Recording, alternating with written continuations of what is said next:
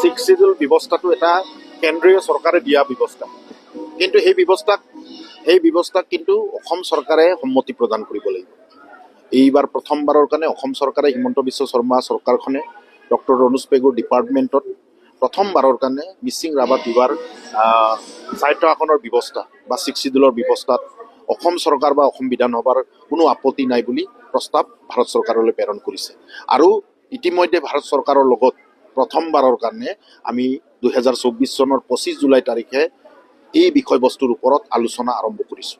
আৰু আমি নিশ্চিতভাৱে আমি ক'ব পাৰোঁ আজিৰ দিনত যে অনাগত ছমাহৰ ভিতৰত এই যি আলোচনা ভাৰত চৰকাৰৰ লগত এই আলোচনা আমি সমাপ্ত কৰিম।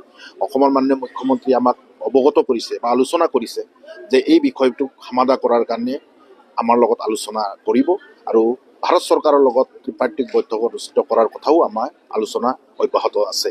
আমি ভাবোঁ নিশ্চিতভাৱে যিসকল সমালোচকে আমাৰ এই বিষয়বস্তুবোৰক এখেতসকলে ক'ব বিচাৰে, এখেতসকলক মই অনুৰোধ জনাইছোঁ যে এই বিষয়বস্তুটো আমি আগুৱাই নিয়াৰ কাৰণে চেষ্টা কৰিছোঁ আৰু অনাগত দিনত তাৰ সমাধান নিশ্চিতভাৱে হ'ব।